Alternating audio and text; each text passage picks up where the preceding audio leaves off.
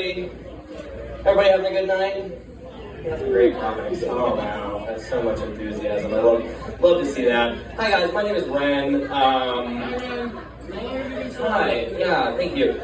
I'm a trans man, so I don't know if you watch Fox News, so if you know what that means, but I basically, to like break it down for you, I used to be a woman, right, and now I just get asked if I have a dick, like, all the time, right, which is great. So I always assure people, like, I do indeed have a penis, right. In fact, I got like 5, you know, like one for every day of the week.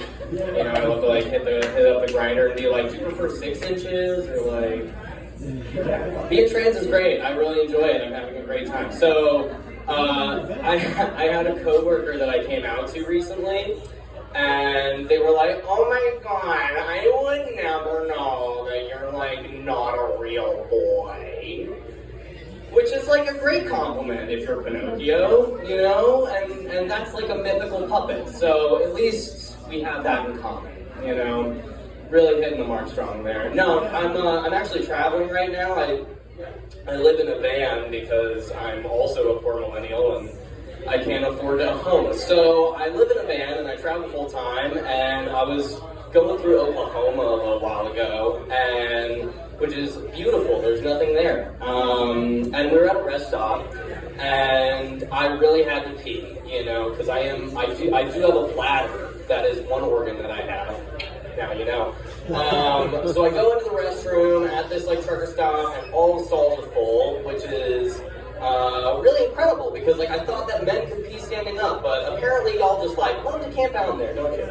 Yeah, sure do. So I was like, all right, fuck this. Like I'm waiting. And I just like kind of quit at a certain point. So I go out. I get my STP, which is a stand to pee device, which is like what it sounds like. It is a funnel that also looks like a hyper-realistic penis. So I take my STP and I hit the woods, and I do my thing, I pee, and then like when I'm done, I like kind of take it off and I like shake it out a little bit, and then I look up, and there's a guy there with like an old man like walking his corgi, just staring at me, and I'm staring at him, and he's staring at me, and then I run away because I'm an adult. And I get in the van and I leave. So now there is a really nice, I'm assuming, old man in the Ozarks who really believes that dickless goblins are roaming the woods. So thank God for that.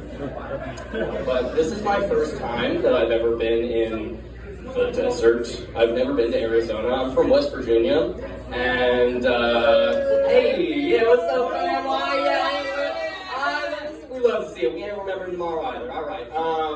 Yeah, no, so I've never been to Arizona, and all my coworkers are from Arizona, so I actually came here to like meet coworkers I'd never met before, which is a weird feeling in a pandemic. So I came here, and they were talking about like one of my coworkers was trying to buy a house, and you know, as you know, the prices here are outrageous. And so they were like, well, if I'm gonna buy a house, then it better be a house with a tortoise. So I go into every backyard and I look for a tortoise. So right, I mean, I was like, what are you talking about? And apparently, if you buy a house and there's a tortoise in the backyard, it just gets to live there. Like, you don't get to keep it, but it just lives there now. And I think that that's brilliant. I think that that's like great forward thinking on the tortoise's behalf, right? Like, you know, they're making really smart businesses decisions to outlive the housing market. I think that that's beautiful. And I mean, yeah, great business decision, probably because they are not making that many decisions as a tortoise.